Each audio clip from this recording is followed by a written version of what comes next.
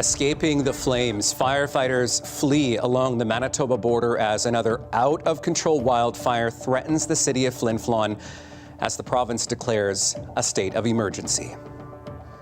Thank you for being with us. The city of Flin Flon is being evacuated due to a fast-moving wildfire. People are being told to pack their bags and leave as soon as possible by midnight. Residents have been told to head toward the Paw and to get to Winnipeg from there, but do not attempt to drive towards Thompson. Thousands are now either out of their homes or have been told to leave due to fast-moving flames. Manitoba Premier Evacuee spoke moments ago at the Manitoba Legislature. We're looking at about 17,000 people in northern communities that are being evacuated from their homes over the next few hours. The majority of these folks will be coming to Winnipeg. This is the largest evacuation Manitoba will have seen in most people's living memory. For that reason, our government has triggered a province-wide state of emergency. Premier Canoe says he spoke with Prime Minister Mark Carney this afternoon. The armed forces have been called in to help. For those who can't get out, flights to help leave some of the northern communities impacted will be starting imminently, with the Premier saying people will be housed in arenas, community centres and even soccer fields if need be. This comes as Manitoba now has the highest fire activity in the country so far this year. The CBC's Josh Crabb has been speaking with residents in Flin Flon throughout the day today and brings us more. A harrowing escape caught on camera. Firefighters near Creighton, Saskatchewan are forced away from the flames. This fire spread into Manitoba and is burning within kilometers of Flin Flon. It's scary because there's so much unknown, but like our firefighters and all the crews are doing everything they can to make sure the community and the people in it stay safe. Anna Krasilowski had her bags packed and her car ready to go. People in the northern city of around 5,000, as well as those in nearby Creighton, Saskatchewan, have been told to leave. The situation with wildfires is very serious in Manitoba right now. The fire forced health officials to first move the sickest patients out of the Flin Flon Hospital to other facilities in the province. The situation is dynamic and it is changing hour to hour. Officials say water bombers fighting the fire had to be grounded because of a drone flying in the area. It's one of 96 fires so far in 2025. The 20-year average for this time of year is 77. This is an abnormal level of fire activity in the province for this time of year. High temperatures, low humidity, and a lack of precipitation are factors, along with forests filled with material allowing the fires to spread fast. 198,000 hectares have burned this year. That's nearly triple the 5-year annual average of more than 70,000 hectares burned. Manitoba does have the highest fire activity in Canada so far this year, due in part to that prolonged period of warm and dry conditions we have had. There have also been evacuations ordered in several other northern communities and First Nations this week, and there are still people displaced from fires in eastern Manitoba. Krasilowski doesn't know exactly where she'll go. I know there's a lot of worry in the community about not being able to leave in time and are we going to be fighting for our lives trying to get out of the town, get away from this fire. And Josh joins me now in studio. So Josh, there's thousands of people in Flin Flon alone. We know they've been told to head to Winnipeg. Where will they all go from here? O'Reilly, people have to leave by midnight, and the Premier says with so many people already displaced because of fires this season, Manitoba is running out of hotel rooms for evacuees. Evacuee says many of the evacuees, more than 17,000 on the move today, will be coming to Winnipeg, as you alluded to, and the province is working with the city to find them spaces to stay. Those places could include recreation facilities to house people in congregate settings. What do we know about the cause of these fires, Josh? Well, officials say all but 4 of the fires to date have either been suspected or confirmed to have been caused by human activity.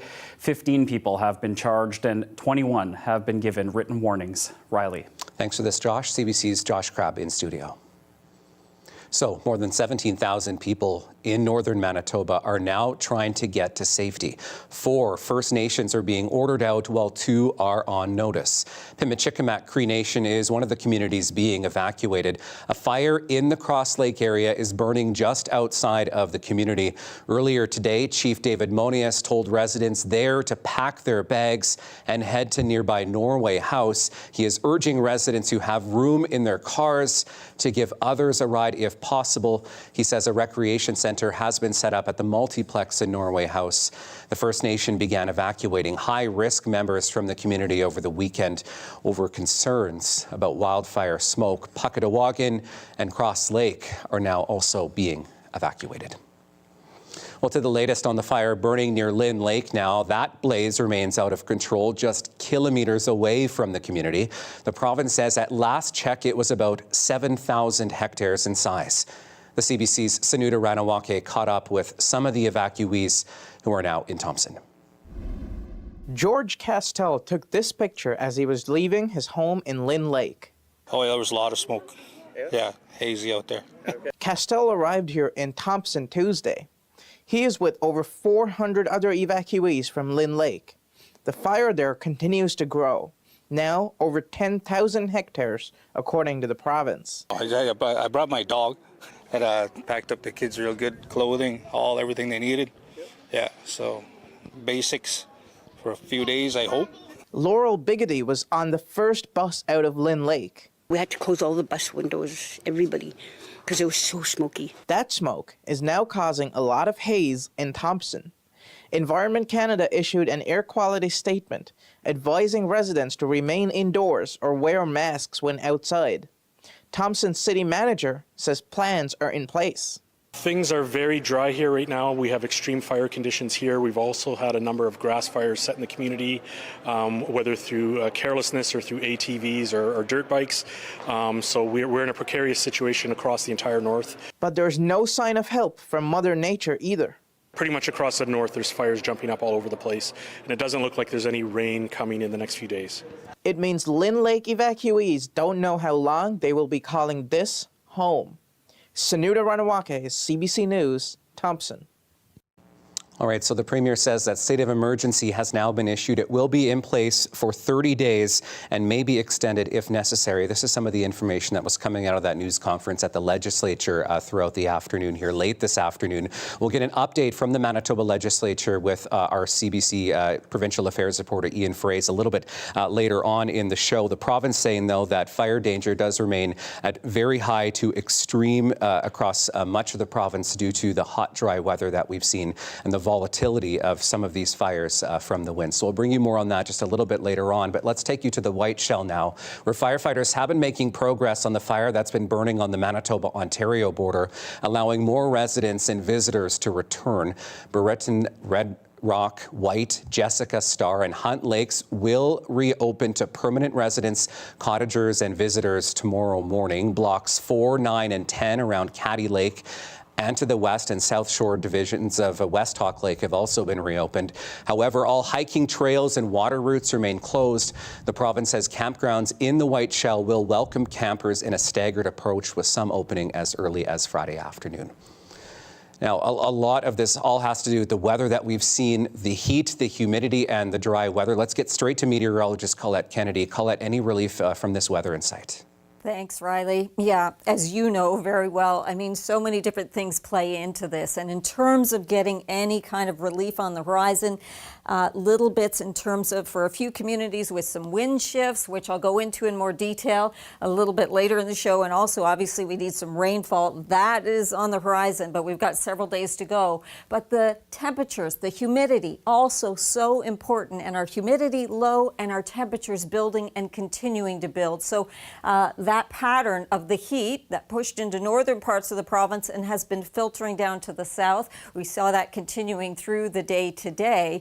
And as we look forward in time, in terms of what's going to be happening with those temperatures here, moving Forward towards Thursday, yes, throughout the prairies, we've got the extreme heat in Alberta, some mid-30s through there into parts of Saskatchewan, but it's pushing eastward and staying eastward. So they get a little reprieve there into Friday, not so much for us into Manitoba. Into Saturday, it expands once again. And then as we go towards Sunday, now here is something to be looking forward to, because cooler air will be coming in behind a front. We're still going to be dealing with it Sunday and into Monday into the southeastern part of the province. However, not only will the temperatures be coming down, but there'll be some rain associated with that too. So again, more on that to come.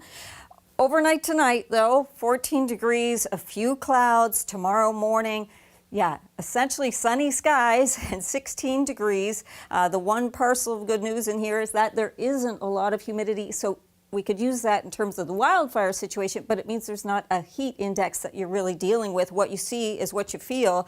And so 29 degrees with that sunshine for tomorrow afternoon. All right, thanks, Colette. We have more news ahead tonight, including this: lineups at MPI offices early this morning as parents try and snag the few available driver's ed training spots, some even waiting overnight. That story and more just ahead. Stay with us.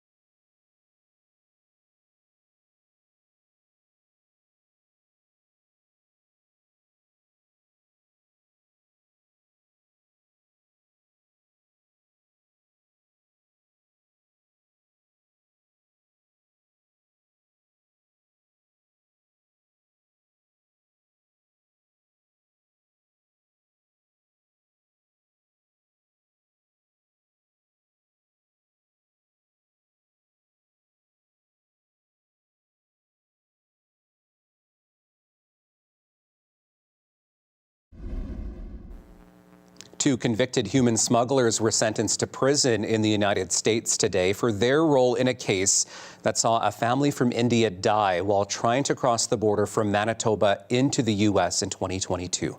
CBC's Caitlin Gowerluck was in court.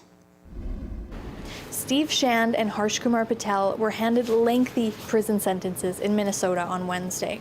3 years after two parents and their two young children froze to death trying to walk across the international border from Manitoba.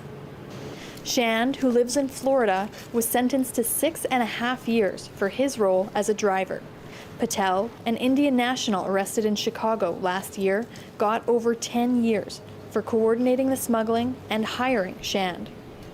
Their sentencings come more than 3 years after Jagdish and Vaishali Patel and their two kids, 11-year-old Vihangi and 3-year-old Dharmik, were found frozen in Manitoba a few meters from the U.S. border in January 2022. Acting U.S. Attorney Lisa Kirkpatrick said while the sentences handed down were lower than what prosecutors asked for, she feels justice was served. I'm a lifelong Minnesotan. I would not go out in this weather. But the defendants sent into that weather 11 migrants, Indian nationals who were not dressed appropriately, who were ill-prepared for the weather they faced that night. Shand was arrested near the border around the same time with other Indian nationals in the van he was driving. Prosecutors had asked he get over 10 years in prison, saying he knew how dangerous the cold weather could be and kept going back. The defense asked for a sentence of just over 2 years, saying Shand made a bad decision because he needed to support his family. Harsh Kumar Patel, no relation to the Patel family, was arrested in Chicago last year. For him, prosecutors wanted a prison sentence of more than 19 years, arguing he's never shown remorse for his actions and continues to deny his involvement. These defendants knew it was cold. In fact, they knew it was life-threateningly cold, but they didn't care.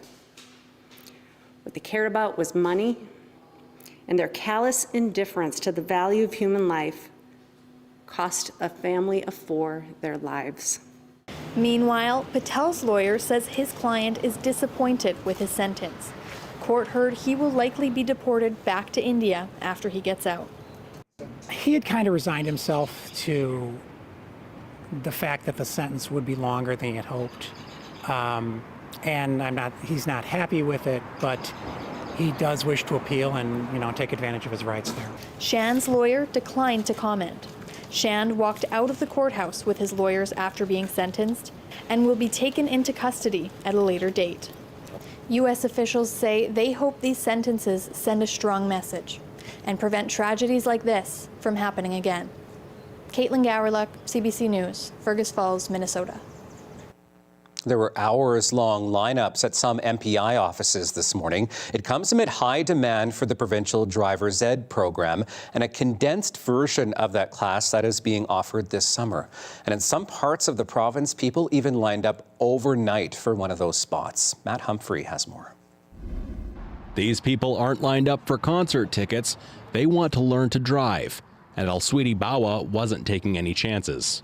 She told us to come at 6:30, so I came a bit earlier, just in case. The 15-year-old was one of hundreds of Manitoban teenagers trying to register for driver's ed.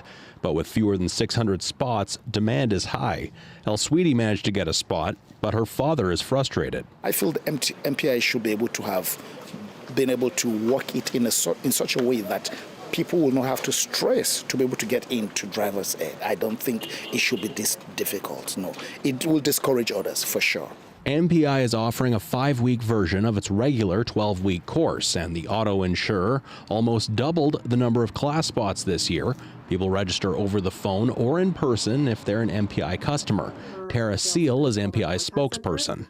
I understand that there were, people trying to register through the contact center that got busy signals for a while too. It's high demand, right?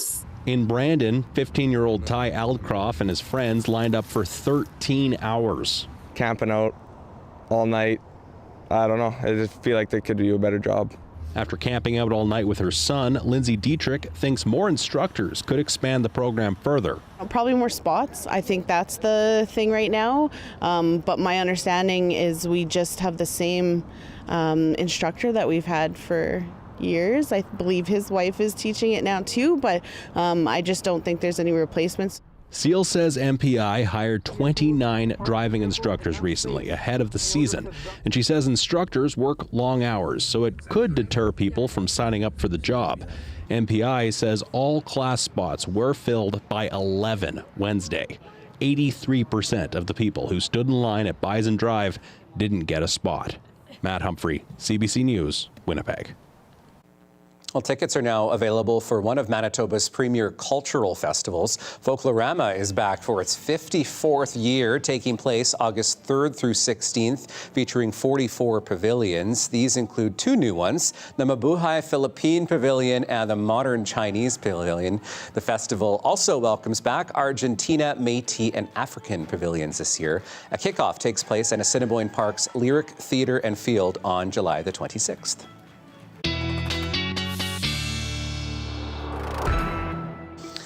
All right, let's get a check on our forecast now and bring back meteorologist Colette Kennedy.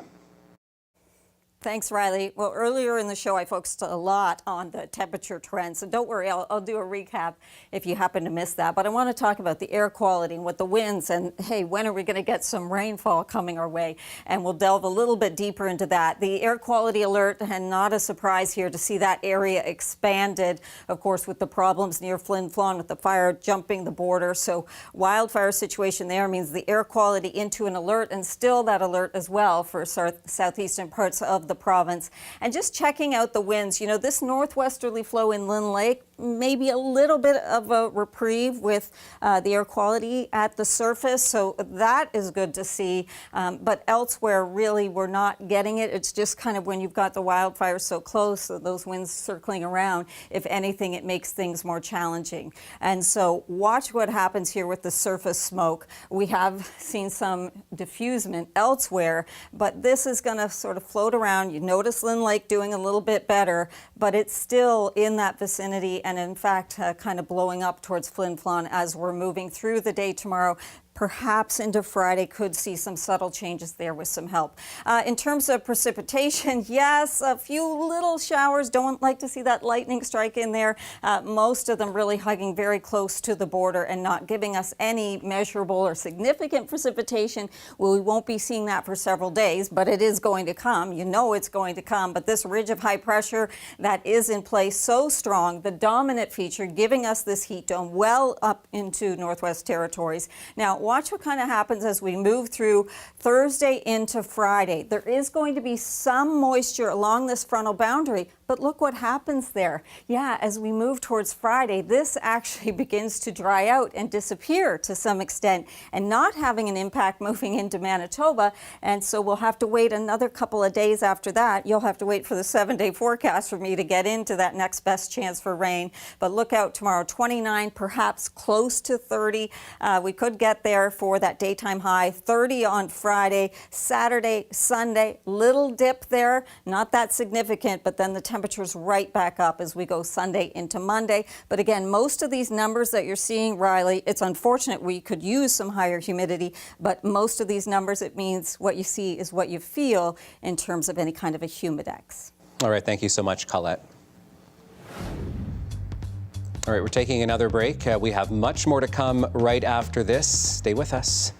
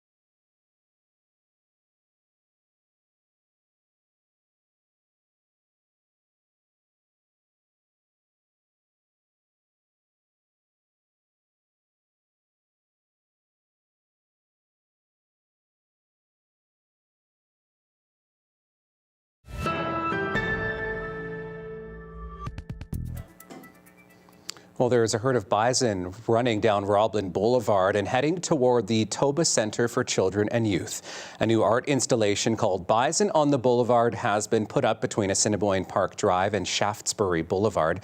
The art pieces are designed to offer support and comfort to the young people impacted by abuse in our province. CBC's Mike Arsenault has the story. It's so nice to actually see it out here.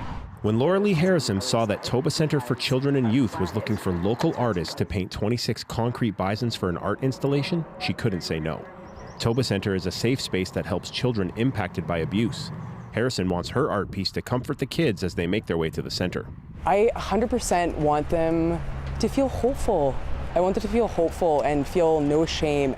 Toba Centre spearheaded the Bison on the Boulevard project. Each of the pieces was painted by different local artists. They're intended to let kids know that the community is standing with them through a difficult time.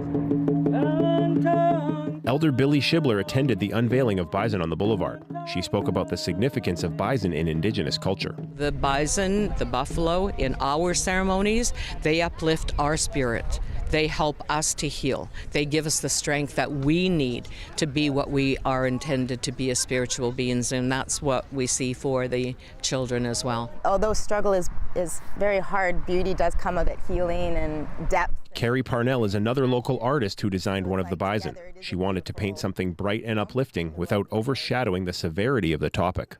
It's represented in black and gray, and it's wilted in the bouquet of flowers. But then around the flowers, you can see kind of a glowing light, and then the root of the flower is also glowing. The bison are positioned in a herd formation that runs along the side of Roblin Boulevard all the way to the Toba Centre. CEO Christy Dekowitz hopes the display will remind the kids going to Toba Centre how brave and resilient they are. You know, the charging of these bison going west is also representing this community that's behind them and rallying around them and showing what people have done to show how strong they are. Dekowitz said abuse thrives in secrecy, and this art display helps to bring the conversation to the forefront. Each bison has a QR code next to it that you can scan to learn more about the artist and their intention around the design. Mike Arsenault, CBC News, Winnipeg. I want to take you back to our top story now. Flin Flon under evacuation. We heard from the Premier late this afternoon. The CBC's Ian Fraze was there and joins us from just outside the Manitoba Legislature now. So, Ian, what more do we know? Yeah, well, this fire situation, Riley, went from bad to worse by mid-afternoon.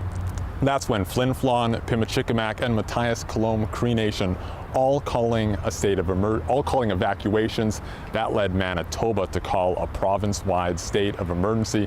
As we noted, the Premier was speaking to reporters just in the last hour. Here's more of what he had to say. We're looking at about 17,000 people in northern communities that are being evacuated from their homes over the next few hours. The majority of these folks will be coming to Winnipeg. This is the largest evacuation Manitoba will have seen in most people's living memory. For that reason, our government has triggered a province-wide state of emergency. Canoe elaborated later that this evacuation, likely the biggest Manitoba has seen since the flood of the century. Now, earlier today, Canoe spoke with Prime Minister Mark Carney asking for military help. Carney agreed. That military aircraft will be used to fly thousands of people, largely all to Winnipeg. The city is preparing as we speak arenas, indoor soccer venues to get all these people where they need to go. Air is really the only option. In a lot of these northern communities, we know that the roads have been closed. Some of the local airports have been shut. So these aircraft from the military, super critical. The Premier is urging all evacuees to listen to their local officials on where to go and what to do. Here's a little more from Canoe. This is a moment of fear and uncertainty. This is a moment of concern. But I want to tell you that your fellow Manitobans will welcome you. We will get through this difficult period, and we'll get through this trying period the way that we always do, by working together.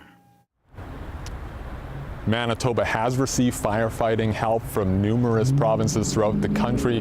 Canoe stressing today that more help is needed to address this raging wildfire. Riley. Thank you, Ian. That is the CBC's Ian Fraze outside of the Manitoba Legislature, and you can follow our website for the very latest on this as it happens this evening at cbc.ca/Manitoba. But to Ottawa now, where Mark Carney has made his question period debut. The new Prime Minister took questions for the first time from opposition MPs, and as Ashley Burke tells us, the dynamics in the House of Commons have changed. The Prime Minister on his way into question period for the first time. Mr. Speaker, may I first thank my constituents from Nepean for giving me the honour of being here. It's a new Parliament, a new dynamic, and new tests for Mark Carney. Thank you very much, Mr. Speaker. I would like to welcome the Prime Minister to his first official question period. This is where democracy lives, and this is where we provide rigorous scrutiny on every word he says and every dollar he spends on behalf of Canadians. Andrew Scheer now his main opponent after the Conservatives leader lost his seat and is on the outside. Pierre Poilievre holding a press conference on the other side of the House of Commons door. Hey, I'd love to be in there. It's a great place. I love the House of Commons. I love the excitement and the thrill. And I've never really been a spectator of the House. So but I'm going to work hard to earn the opportunity to do it again. Inside, the Conservatives' attack line clear. Why won't he table a budget before he goes on summer vacation? The right honourable Prime Minister. Our plan includes legislating for one Canadian economy and nation-building projects immediately to grow this economy, and we expect the support from all in this House. They must be really afraid to come clean with Canadians if they're going to punt it off into the fall. All of this new for Carney, including only having 35 seconds to respond. And could you also indulge me to... And some of the reviews on how Carney did are in. What do you think? He's got to get his sea legs under him. It's the first time. He needs to learn. But let's see. He is authentic and natural. He knows what he wants to say, and he just gets to the point. Carney's first performance in question period was short. He isn't carrying on his predecessor Justin Trudeau's tradition of answering all of the questions on Wednesdays, making this more of a warm-up for future fights. Ashley Burke, CBC News, Ottawa. Talks between Canada Post and the union representing its workers have resumed, and the corporation says it is putting forward what it calls its final offer. The Crown Corporation says it is designed to push negotiations forward and return stability to Canada Post. The union says it has returned to the table to address the key issues that both parties have brought forward during this latest round of negotiations. Some 55,000 workers have been in a legal strike position since last Friday, but opted instead for a ban on overtime. Sticking points include wages, weekend delivery, and the hiring of part-time staff. Canada Post faces huge questions about its business model as letter volumes plunge and with losses topping $4 billion since 2018. Years after several investors lost tens of thousands of dollars on development opportunities in Ontario and here in Manitoba, many of them got the news they were hoping for today when the men behind the developments received a decision in their criminal fraud trial. Lane Harrison has the details. Jawad Rathor and Vince Petroza were found guilty of criminal fraud charges in a Toronto courtroom Wednesday. Investors lost tens of thousands of dollars, in some cases their entire retirement savings, investing with their company, Fortress Real Developments. The courtroom was packed with many of those investors, including Linda Bilarosik of Burlington, who, after working nearly 4 decades for the federal government, lost almost all of her $63,000 in retirement savings. I am so happy. I can't tell you. I'm very emotional. It's been really stressful, but yeah, it's a relief. Because in the beginning, also, I didn't even tell my family that I lost some money because I was ashamed that I was duped into doing this investment. I thought I was smarter than that, So this just proves how we were conned. Investors had been following the trial closely until it concluded in April, While the two men were found guilty, as they hoped, the pain of the loss still lingers. Eduardo Cavaco invested $260,000. And I lost every penny of that money. This is terrible. I feel terrible about that. The case centered around what are known as syndicated mortgages, where investors loan developers money with the assurance that if something goes wrong with the project, the land will be sold and they'll get their money back. It centered on syndicated mortgages obtained for two projects, the mixed-use Collier Centre in Barrie and the condo tower Sky City in Winnipeg. Justice Daniel Moore wrote in his decision, I find beyond a reasonable doubt that Rathore and Petroza intentionally misled investors about the value of their secured interest in order to induce them into investing. For the Collier project, Fortress Development told investors the property was appraised at $21.8 million. In reality, it was worth $7.2 million. For Sky City, investors were told it was worth $18 million, but it was actually between $5.9 and $11 million. The judge wrote those inflated values were supposed to demonstrate to investors how secure the investment was, something that the company touted as its first priority in its pamphlets. The men now face 2 to 14 years in prison. Lane Harrison, CBC News, Toronto. Coming up, he targeted women who used shelters. Now, years after Jeremy Skibitsky was caught, we ask Winnipeg shelters what they have done to enhance security for the people who stay there. The full story ahead. Stay with us. We are back right after this.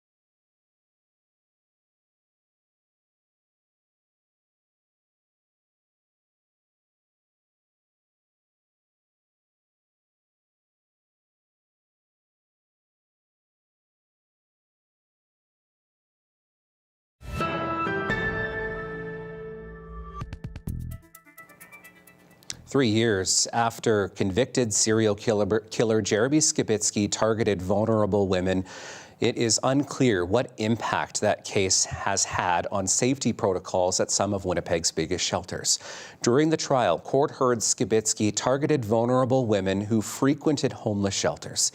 CBC wanted to find out whether the case has led to changes when it comes to safety at those shelters.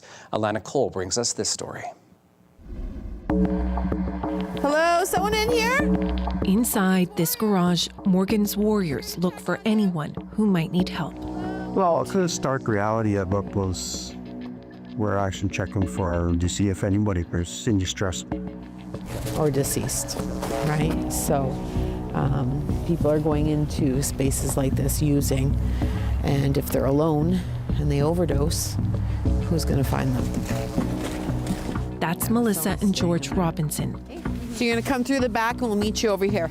Melissa co-founded the group named for her cousin Morgan Harris, one of 4 vulnerable women killed by Jeremy Skibitsky in 2022. Yeah, we'll go down this side of Main. Now, the group is dedicated to helping the vulnerable, including those using the city's shelter system. Skibitsky was found guilty of first-degree murder last July for the deaths of Harris, Mercedes Myron, Rebecca Contois, and an unknown victim who has since been identified as Ashley Shingoose. During the trial, court heard Skibitsky targeted vulnerable women who frequented homeless shelters. He told police he first met Harris at a shelter and met Myron and Shingoose in the areas near them. Skibitsky said he used shelters for meals. In court, a shelter worker testified Skibitsky once told him he had his own place. He was just there to stalk his victims. You know, we don't judge anyone. We don't know their backstory. While May marks 1 year since the start of Skibitsky's trial, Melissa says there still aren't enough safe places for vulnerable women. She wants to see emergency shelters in several neighborhoods exclusively for women. I feel like my cousin may still be around, right now, if that option was there. She was preyed upon. Those other women were preyed upon. How many more men out there are thinking that same thing? Hearing in court Skibitsky targeted vulnerable women, CBC wanted to find out whether or not this case has led to any changes when it comes to how shelters operate or safety protocols. Now, I reached out to Siloam Mission, the Salvation Army, Main Street Project, and Nadina Waymack, our relative's place. Only Nadina Waymac's executive director, Frank Parks, met me for an interview. It'll be a difficult subject for a long time for our community to speak about, because we still, are dealing every day with the tragedy of missing and murdered Indigenous women and girls. Nadina Waymack started as a pop-up shelter with several partners running it. Video evidence from 2022 inside 190 Disraeli shows Harris with Skibitsky. It was here Skibitsky made that chilling comment to a worker. Parks took on his role less than 2 years ago. He says now it's one organization, which helps streamline communication. We can communicate from somebody who sees a problem,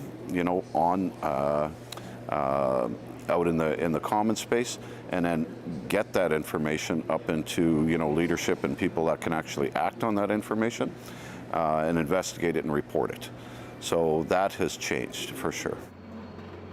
He says the Indigenous-led shelter works to hire Indigenous people and those with lived experience, giving them a deep understanding of the national crisis of missing and murdered Indigenous women and girls. We kind of internalize it here because of our beliefs and our backgrounds and our shared experiences, and so we're well aware that there are predators out there, and there are people that are exploiting women and girls. A provincial spokesperson says the province increased funding rates for shelters, transitional housing services, and homeless outreach mentors in October 2022, adding the increase included a 15% top-up for safety and security measures. As for the other 3 shelters I reached out to, while they wouldn't do an interview, I received a statement from shelter providers through End Homelessness Winnipeg. It says in part that because of the sensitive nature of shelter operations, they can't talk about specific security measures, but say they regularly review, update, and strengthen protocols. And in recent years, have improved coordination among shelters, and many shelters have enhanced gender-specific accommodations. We took our questions to Manitoba's Minister of Housing, Addictions and Homelessness. She says her office is focused on getting people into housing with wraparound supports. Bernadette Smith says there are housing units earmarked for women. We know that homelessness is a real challenge for a lot of folks in this province, and it puts them at a disadvantage, as we've, discovered with a lot of folks who are in shelter. They're unsafe at times. As for Morgan's Warriors, their outreach work continues. This is all about my cousin. This is about, her memory, her life, and, to give her that love. So that helping other vulnerable women is now part of Morgan Harris's story. Alana Cole, CBC News, Winnipeg.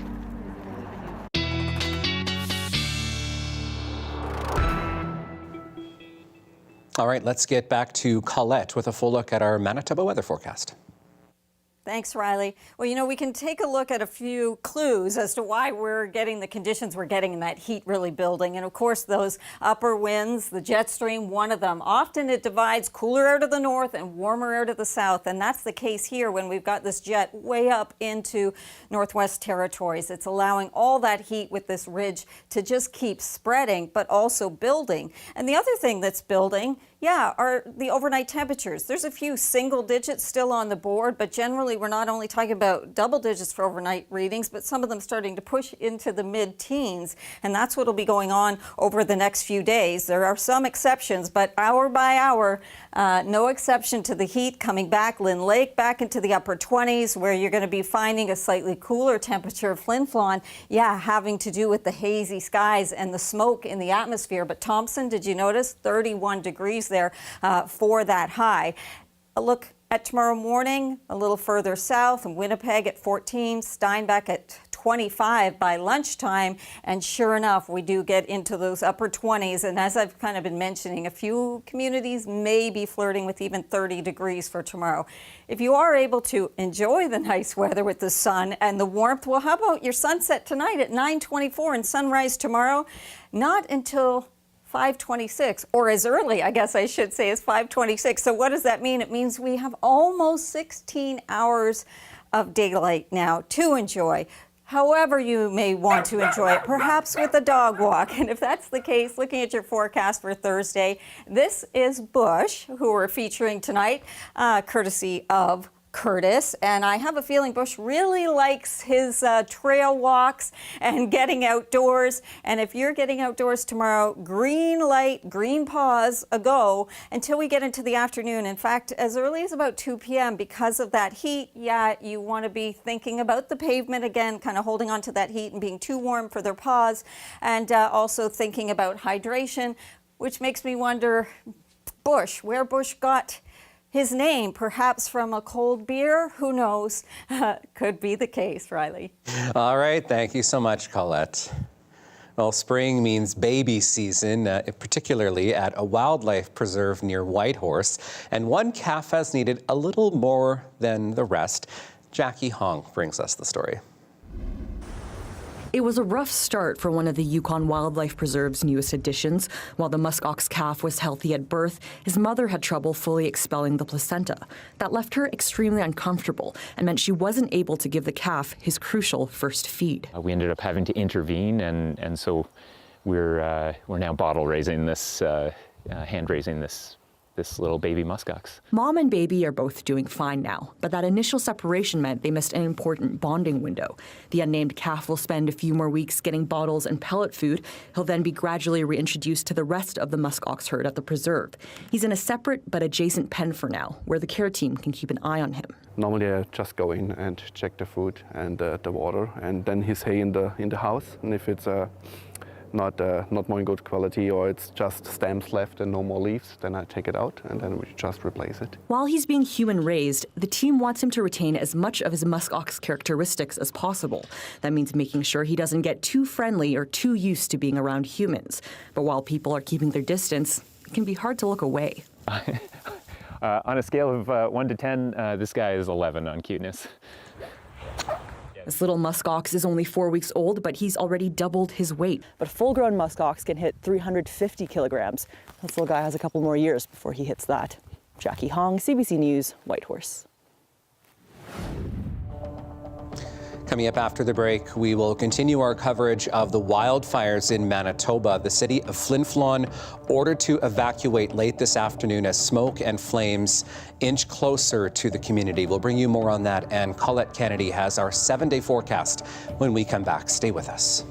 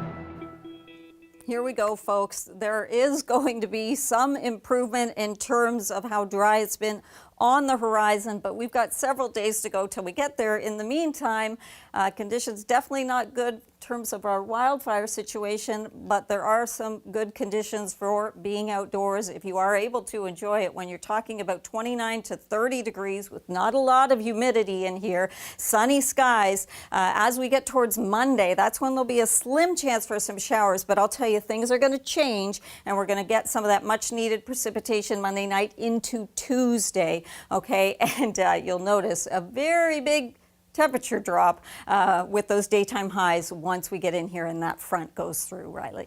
Certainly some much needed rain. Thank you so much, Colette. Let's return to our top story now, the wildfires that are burning across the province. Manitoba Premier Wab Kinew announcing a province-wide state of emergency this evening, asking the Prime Minister for help. The armed forces will be assisting here in Manitoba. In Flin Flon, all residents and visitors have been ordered to leave. Everyone who is able to arrange their own transportation has been asked to leave the city of Flin Flon as soon as possible by midnight. People are told to evacuate using Highway 10, heading toward the Pas and then to Winnipeg. Do not attempt to drive towards Thompson. The city says if you have friends and family who can accommodate you, you should make arrangements with them. A full evacuation, meantime, is also underway this evening in Pimicikamak Cree Nation. All community members have been asked to make their way to Norway House. A reception center has been set up at the multiplex in Norway House. Anyone who needs wildfire information is asked to dial 211. That includes information on evacuation orders and where you can turn to for help and resources if you need it. And of course, you can stay up to date with the very latest on our website at cbc.ca/Manitoba, as well as on the CBC News app. Thank you so much for being with us on this Wednesday evening. I hope you have a great night, and we'll see you again tomorrow.